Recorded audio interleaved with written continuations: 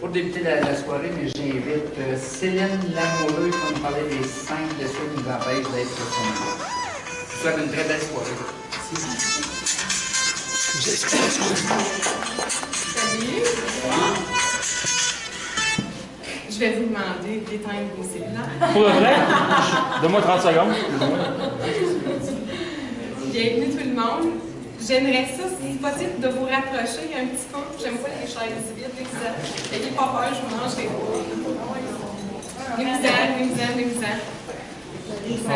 bras.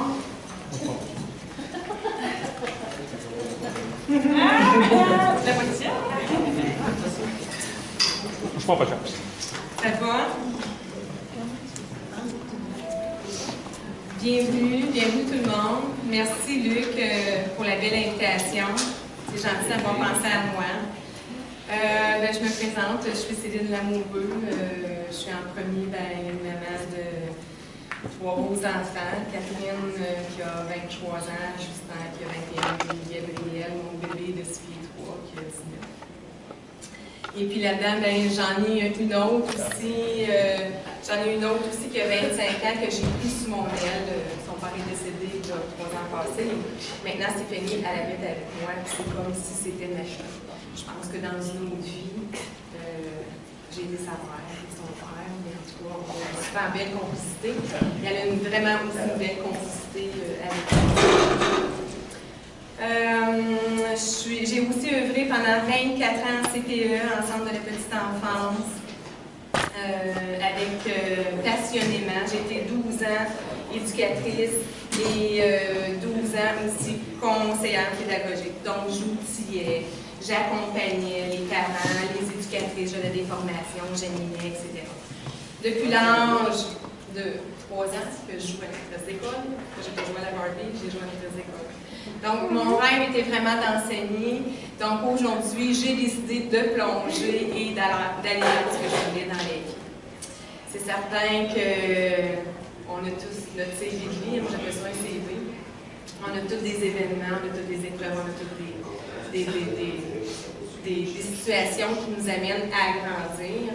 Et après plusieurs accidents de voiture, alors plusieurs lits de mort et 2 méningites, j'ai décidé que je pense qu'il y a quelqu'un qui veut me dire un message. Là. Moi, je suis capable de vivre comme ça. Donc, je suis allée en 2005. J'ai été formée par l'école Écoute ton corps de Lise Beauveau. Levez la main, ceux que ça vous dit quelque chose. Alors, Écoute ton corps a été fondé en 1982. Il y a eu des milliers d'étudiants qui ont passé par là. Lise a mis sur pied, a écrit énormément de livres. C'est un cours de 3 ans et demi, je vous dirais, là, vraiment intensif. Et puis, c'est vraiment une expérience de vie qui a changé, en tout cas, à mon sens, la mienne. C'est la façon que j'ai trouvée la plus intelligente pour moi, d'une façon facile, avec des outils faciles, d'être plus heureuse et équilibrée dans la vie. C'est ce qu'on cherche. Tout le monde recherche la même chose, n'est-ce pas? Donc, je suis, juste pour vous parler d'une anecdote, je vais casser la glace comme ça. J'ai failli pas être ici parce que, justement, ça fait partie de mes péripéties, mais je me suis cassé l'épaule au mois de février. Puis, en tout cas, je suis allée en urgence aujourd'hui à l'hôpital pour un paquet de tests. Eux autres, tant qu'ils t'appellent, on dit pas non, hein? On se rend, puis on prend notre chance. Mais tout ça pour dire que je dédie toujours ma conférence à une personne. Puis aujourd'hui, je veux vraiment la partager avec l'infirmière qui a assisté le médecin qui était avec moi, parce que c'est une perle. C'est une fille passionnée, qui aime son travail. Elle avait le sourire. Et Dieu sait si les gens en centre hospitalier, en tout cas, comment est-ce qu'ils travaillent fort. Moi, je trouve que c'est des anges. Et puis, cette fille-là, elle fait le rôle de la coordonnatrice. C'est elle qui m'a appelé ce matin, donc elle a fait aussi le rôle de la secrétaire. Elle m'a accueillie avec son sourire. Elle a assisté le médecin. Elle m'a donné mon autre rendez-vous. Elle m'a orientée dans l'hôpital. Bref, elle avait un téléphone qui sonnait du bout de champ en plus sur elle parce qu'il manque de personnel. Donc, je suis désolée, je n'ai même pas son prénom ni son nom. Elle ne s'est même pas présentée. Elle connaît le mien. mais je la vois très bien dans ma tête, alors je lui dédie vraiment ma conférence ce soir. Sur ce, donc, vous êtes à la bonne place, hein? Ce soir, c'est les 5 blessures qui nous empêchent d'être soi-même. Et l'objectif, c'est en fin de compte, on va aller voir en arrière de tout ça. Quand une de ces blessures-là est activée, alors c'est ce qui fait qu'on ne répond plus à nos besoins et on devient des gens insatisfaits, malheureux, finalement qu'on vit des frustrations, etc. Est-ce que vous êtes d'accord? Est-ce que vous croyez à la loi du retour? Oui? La réincarnation, dans le sens qu'on revient, non, ok? On revient pour apprendre d'autres choses qu'on n'a pas appris dans une autre vie. Inquiétez-vous pas, on va l'apprendre de cette vie-ci. De toute façon, si vous croyez à la loi du retour, c'est une grande loi universelle. Hein? C'est un peu comme dire, non, je ne crois pas à la physique, mais si je laisse tomber mon crayon, tu as le droit de ne pas y croire. Mais c'est un peu la même affaire aussi, la loi du retour. Il y en a aussi qui appellent ça le karma. Hein? Donc, on essaye de se racheter, en tout cas, ou de comprendre, et dans cette vie-ci, en tout cas, qu'est-ce qu'on vient faire ici. Les 5 blessures, on en a tous en moyenne 4 ou 5, tout dépend. Donc, moi, je sais que j'en ai 4. Luc, tantôt, il nous disait, moi, j'en ai 5.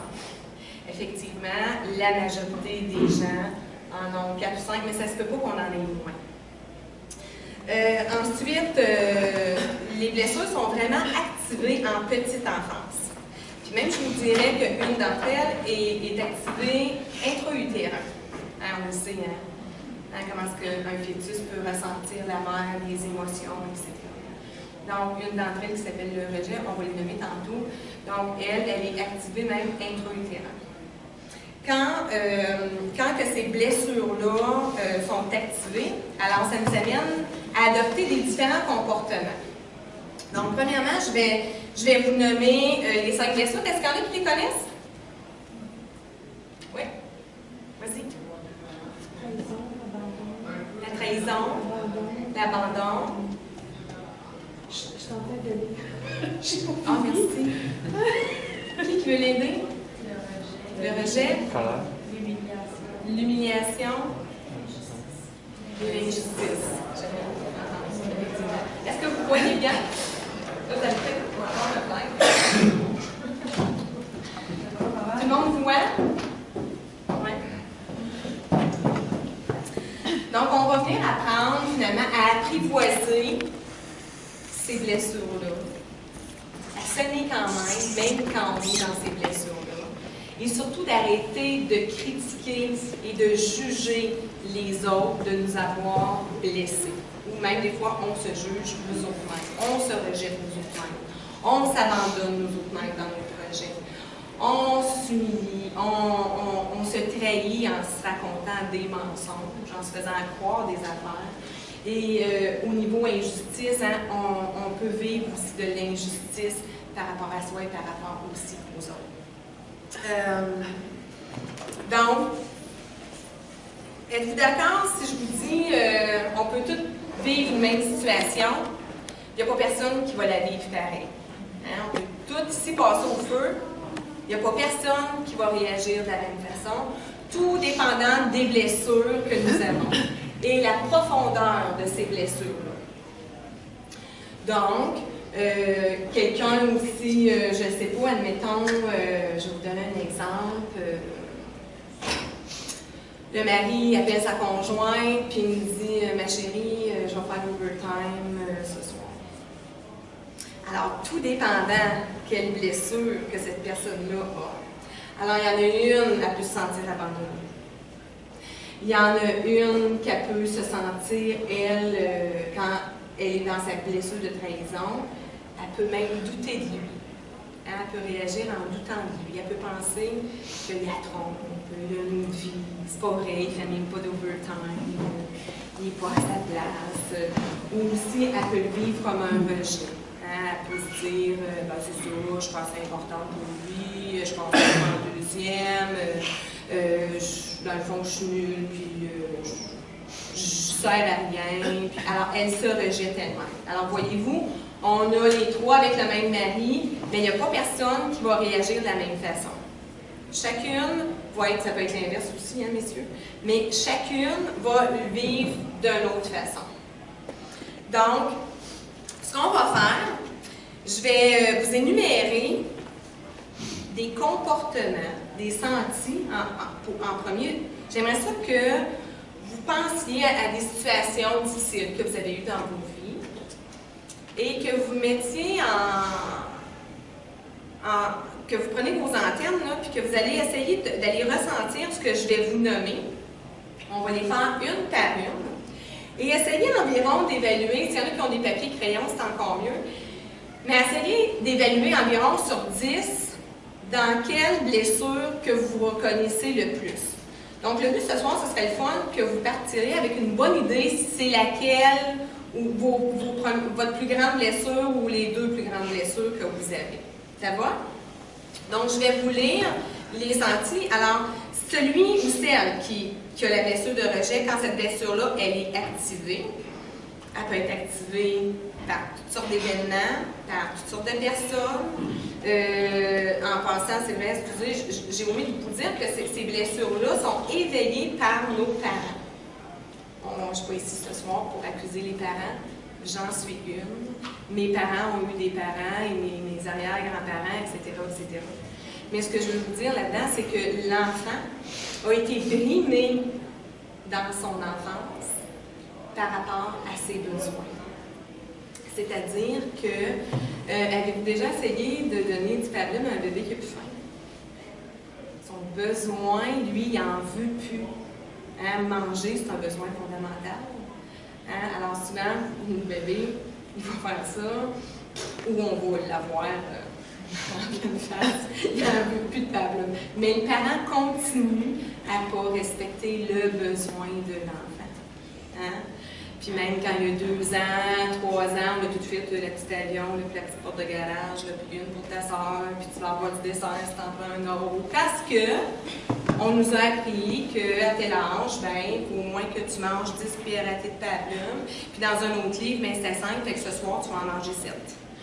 Est-ce que c'est parce que je ne suis pas une bonne mère ou parce que j'ai peur de ne pas être une bonne mère? Non, moi, ce que je veux, c'est que mon enfant soit en santé, etc., mais tout en respectant, aller à l'encontre, finalement, du besoin fondamental de l'enfant. Donc, très jeune, on apprend à ouvrir la bouche pour faire plaisir à maman, ou pour faire plaisir à papa, ou ça peut être aussi ceux qui n'ont pas été éduqués, ou qui n'avaient pas de père, ou pas de mère, ou qu'importe, qui ont été, ça a vraiment été une personne avec un visage d'autorité, là, qui remplaçait le père ou la mère. Des fois, c'est les grands-parents, des fois, ça peut être un professeur aussi important. Alors, allez voir, allez vérifier là, à qui vous avez fait le plus de pirouettes dans votre vie. Alors, ça commence souvent par nos parents. Mentir, hein, c'est la même chose. Hein? Pourquoi un enfant ment? Pourquoi vous pensez qu'un enfant ment? Comment? Il a peur. Il a peur. Il a peur de se faire disputer. Les adultes, on est pareil. Hein? Donc, pour ne pas souffrir, pour ne pas se faire disputer, hein? Pour ne pas se faire rejeter ou abandonner, on développe des mécanismes de défense pour ne pas souffrir. Donc, je reviens, je vais énumérer des sentis, puis je vais vraiment les énumérer tranquillement, puis allez vérifier qu'est-ce qui vous appartient le plus là-dedans.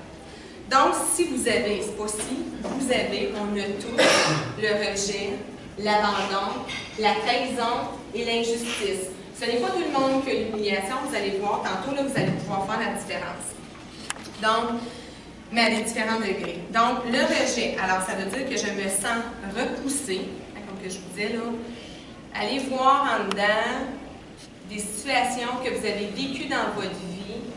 Ou est-ce que vous vous êtes senti repoussé de quelqu'un d'autre?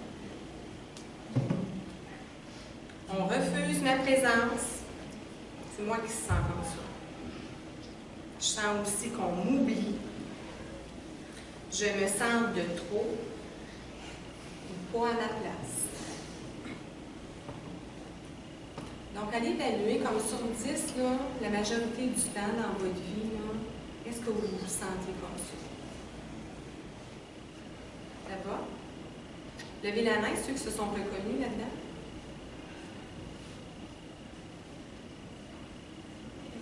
Ça va-tu? Je vais-tu trop vite, non? L'abandon. Je me sens triste. Allez vérifier. Je me sens triste quand je suis seule. Quand on ne s'occupe pas de moi ou qu'on ne me soutient pas dans mes projets, dans mes idées, dans ma différence. J'ai l'impression qu'on me laisse tomber, qu'on ne m'aime plus. Et je suis une personne aussi qui s'ennuie facilement. Ce genre de personne, on me dit que je ne sais pas quoi faire de mon corps. On tourne en rond, on attend que ça passe. On trouve ça long, on trouve ça plat, on s'ennuie. Si vous souffrez d'humiliation, alors je me sens abaissée, honteux, humiliée, vexée, dégradée même quand j'ai du plaisir ou si je profite vraiment de la vie.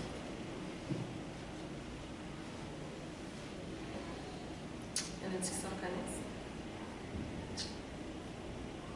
Évidemment, ceux qui se reconnaissent là-dedans. Vous ne reconnaissez pas là-dedans, ça? Profitez de la vie, là, la vie est belle, vous êtes assis sur votre divan, là, mais il y a plein de vaisselle à faire, puis vous n'avez pas, il n'y a rien, la visite s'en vient, là, c'est pas grave, ça traîne, profitez de la vie, vous continuez quand même à lire votre livre, là, puis écoutez votre télé, votre programme, puis vous n'avez aucune culpabilité, là, ça. Vraiment? Je suis mal faite. Donc, ayez pas peur, ça c'est votre ego résiste probablement beaucoup, là, mais essayez de vous voir dans des différentes situations. Je continue. Si vous souffrez ou quand vous êtes dans votre blessure de trahison, on n'est pas toujours dans une blessure. Quand vous êtes dans votre blessure de trahison, alors je me sens trahi lorsqu'on me manque de fidélité. Hein, fidélité, c'est clair. Hein? Ou quand on me ment. Mentir, c'est se trahir, hein, soi-même et l'autre. Quand on me manque aussi de loyauté, hein, on m'a fait une promesse et puis on ne tient pas la promesse, on compte sur moi puis je ne vais pas, ou j'ai compté sur toi puis tu n'es pas venu et vice-versa. Quand on brise une promesse ou on ne respecte pas un engagement. Est-ce que ça vous est déjà arrivé? Dites-moi oui.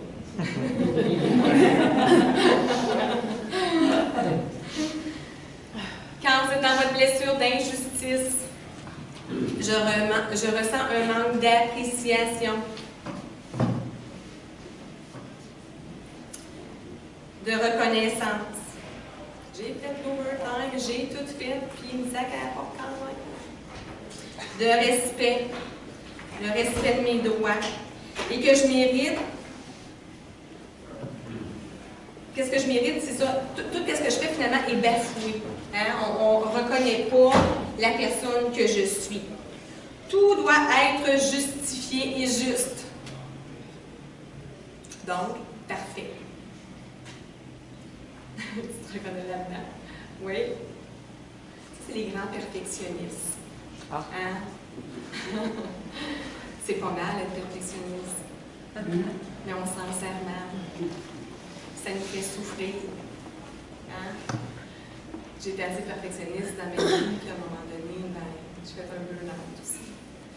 Parce que je voulais être la meilleure mère, je voulais être la meilleure conjointe, je voulais être la meilleure employée, je voulais être la meilleure voisine, je voulais être la meilleure petite sœur, la meilleure grande sœur. Alors, pour arriver finalement, que je voulais tellement être parfaite, que quand je suis tombée, les gens m'ont dit « Ah, ça fait pas tant que tu tombes, Céline Langlois? » Parce que les autres, ils ne se trouvaient pas normal, tu sais. Mais non, parce que moi, mon gauge, il était toujours là. Alors, j'ai fait des pirouettes toute ma vie pour essayer de plaire, pour pas toucher à ma blessure d'injustice. J'ai fait des pirouettes toute ma vie pour ne pas toucher à ma blessure de rejet, parce que j'avais peur qu'on me rejette. Ça mal à se faire rejeter. Tu sais, là, quand quelqu'un te fait sentir que tu es trop, il n'y a pas personne qui peut nous faire sentir de trop si toi-même, tu ne t'accuses pas que tu es trop ici ce soir, ici chez vous, ou ici dans un groupe. L'autre est notre miroir. Donc, il y en a qui se sont reconnus aussi dans cette blessure-là. Donc, comme je disais, toutes ces blessures-là ont été éveillées à la conception, en fait, bas âge. Puis lorsqu'il y a eu un de nos besoins, qu'on a eu besoin d'être qui vraiment on est, alors ces besoins-là, et qui n'ont pas été étouffés par nos parents, alors c'est là où est-ce qu'on s'est mis des masques. J'appelle ça des masques. Des masques, ce sont des comportements qu'on a développés ou des attitudes qu'on a développées pour être aimé. On court tout après la même chose. Hein? Aimer et être aimé. On est tous pareils. On a tous des blessures. Donc, pour arrêter cette douleur-là, on a développé des mécanismes de défense. Hein? C'est-à-dire, exemple, on parlait tantôt de mentir. Hein? On parlait, mon Dieu Seigneur, moi, je me rappelle, à un moment donné, quand je me suis mis à parler, je parlais tout le temps, je dérangeais beaucoup en classe, je dérangeais beaucoup à la maison. Et puis, je n'avais pas de censure. Hein? Les enfants, d'ailleurs, n'ont pas de censure. Eux autres sont dans leur être. Ils n'ont pas peur d'être critiqués. Ils n'ont pas peur. Mais c'est l'adulte qu'on va venir dire, on ne dit pas ça, c'est pas fin, c'est pas gentil, etc. Je me souviendrai tout le temps, une fois, ma plus vieille, Catherine, on était dans un resto, on mangeait du sushi, en fait. Puis elle était toute petite, elle avait peut-être 3 ans. Puis, la madame, elle regardait manger du sushi, puis elle mangeait du sushi, là, comme, c'était délicieux, là, pour elle, c'était du bonbon. Puis elle la trouvait tellement cute, c'est vrai qu'elle avait cet enfant-là, sa mienne. Elle est venue nous voir, puis elle a dit à Catherine, elle s'est comme accroupie, puis elle a dit à Catherine, mon Dieu, que t'es belle, c'est plein de nous regarder, puis c'est donc beau de voir cet enfant-là manger comme ça, puis ça a donc l'air bon. Puis Catherine, elle m'a regardée, puis elle m'a dit, la madame a pu de la bouche.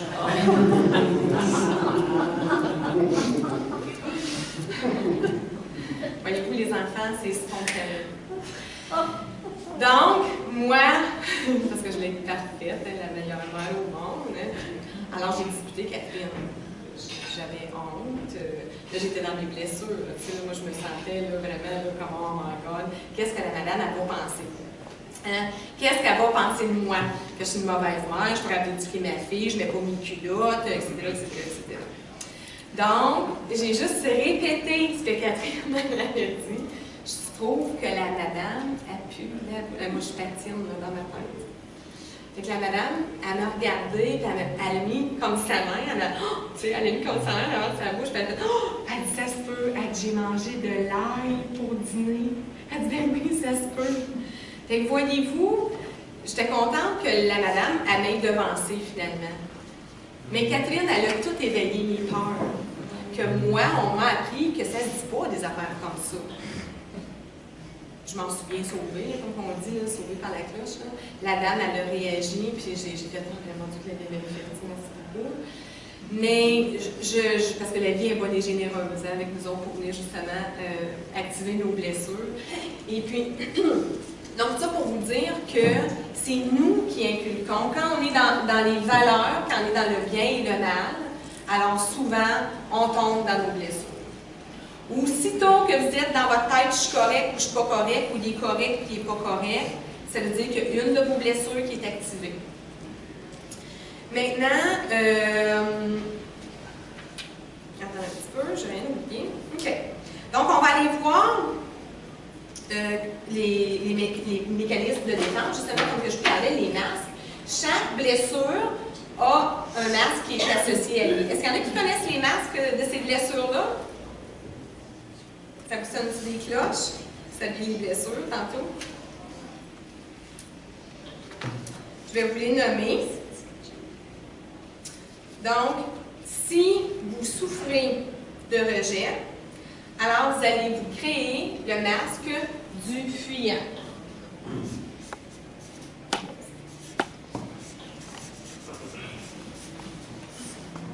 C'est-à-dire que, exemple, je vais encore faire comme tantôt, je vais vous énumérer quand que vous êtes dans votre blessure de rejet, le comportement automatique qu'en général l'être humain a. Okay? Donc, les attitudes sont les suivantes. Donc, je me crois nulle. Je me pense sans valeur. J'ai de la difficulté à trouver ma place. J'ose pas donner mon opinion. Quand on se le dit, tu dis pas ça. Fait que quand tu grandis, tu sais, quand on dit taux de violence, c'est pas d'en parler. Fait que il y a des moments où est-ce que j'aurais dû dire mon opinion pour répondre à un de mes besoins, mais je me suis fermée. Je m'isole. Je m'intéresse plus aux choses intellectuelles que matérielles. Hein? Ils vont fuir beaucoup dans les livres, etc., l'Internet.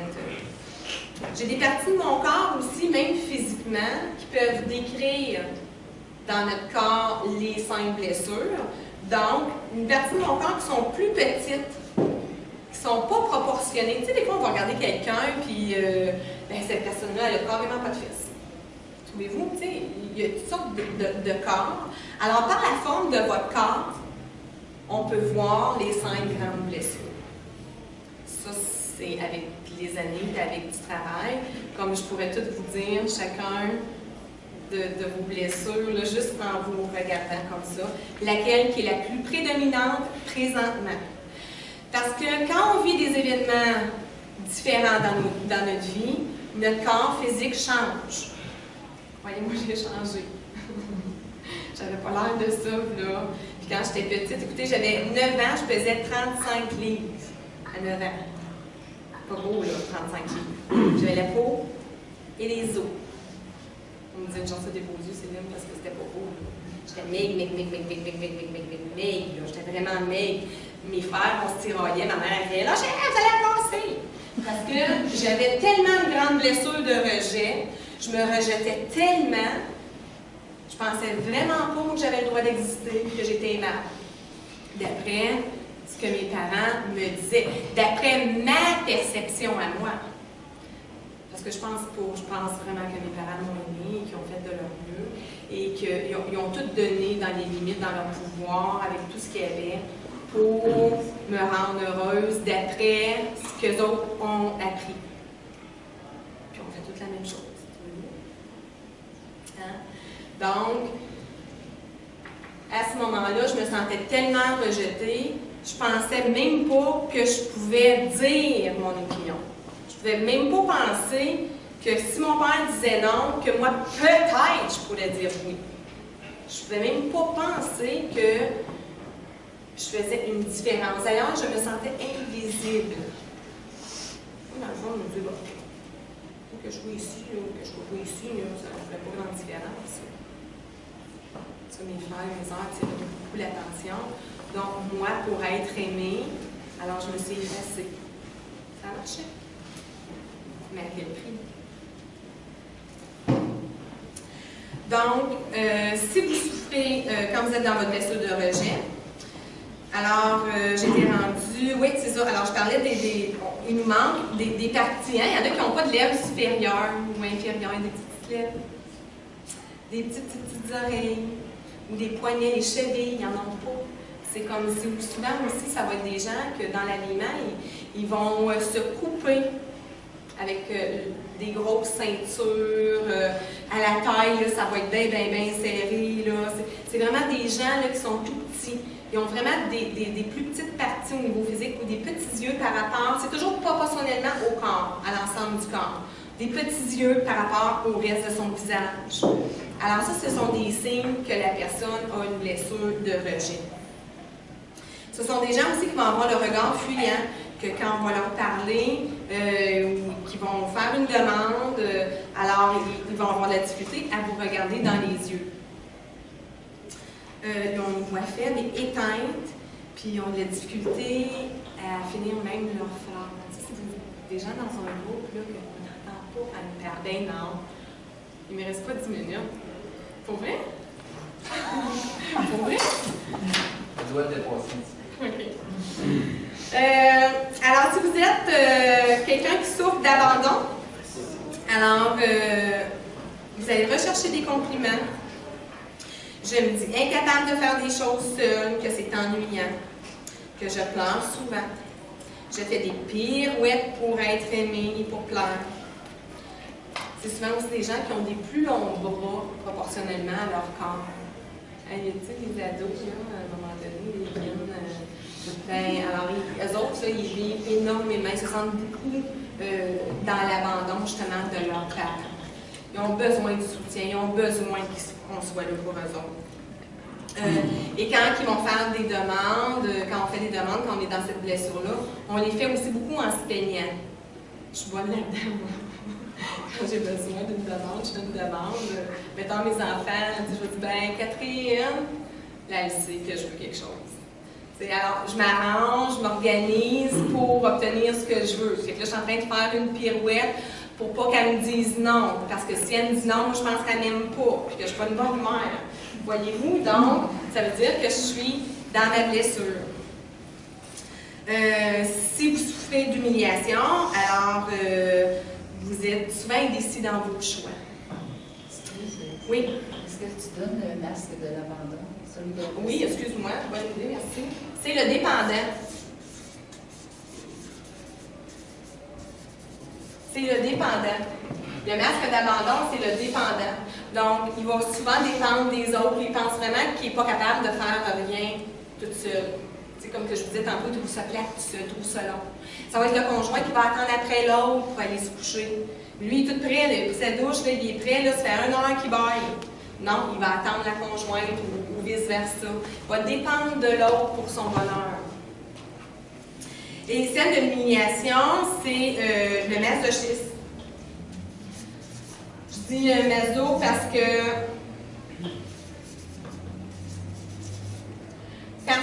le masochisme, quand cette blessure-là elle est activée, alors il va se faire du mal, mettons exemple, beaucoup avec la nourriture.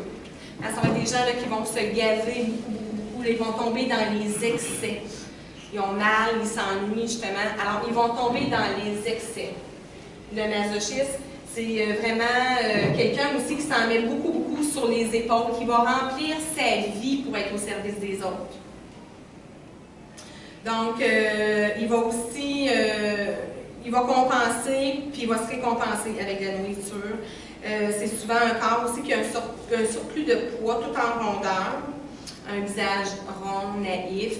Donc, au niveau physique, là, ce sont des gens qui sont en rondeur. Si la trahison, si vous souffrez de trahison, alors vous créez le masque du contrôlant. Celui qui est dans cette blessure-là va adopter une attitude de contrôlant, c'est-à-dire qu'il va contrôler l'autre pour ne pas se faire contrôler. Donc, il veut être spécial, important. Il cache aussi ses faiblesses et sa vulnérabilité. Sa réputation est archi importante. Il va mentir, lui, pour se sortir d'un impasse. Hein? Lui, là, il veut tellement plaire, il veut tellement pas déplaire. Alors, il va contrôler l'extérieur pour pas que l'autre le contrôle. Il y a beaucoup d'attentes aussi envers les autres, donc égale déception. Alors, physiquement, le corps d'un homme, on va le voir beaucoup par le haut du corps. C'est des bons V, là. Hein, comme quand on regarde, c'est des gars aussi qui vont marcher. Les sont vraiment fiers. Ils sont vraiment donc, moi, je les appelle le coq et la poule parce que la femme qui a cette blessure-là très forte, ça va être ses hanches, ses fesses. Donc, c'est vraiment un bon couple de contrôle ensemble.